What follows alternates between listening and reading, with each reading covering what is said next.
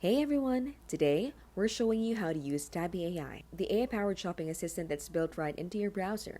Whether you're new to Tabby or just curious about the latest update, this quick guide is for you. Tabby is an AI that helps you shop smarter online. It compares prices, finds better deals, suggests alternatives, and even applies discount codes, all while you browse your favorite online stores. Here's how to get started. Head over to the official Tabby site and install the extension. Once installed, it will run automatically in the background.